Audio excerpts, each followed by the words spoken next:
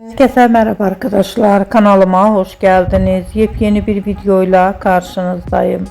Arkadaşlar, bugünkü videomuzda Türkiye'nin güzeller güzeli Ebru Şahin, eşi Cedi Osman'la birlikte tatil paylaşımları yaptılar.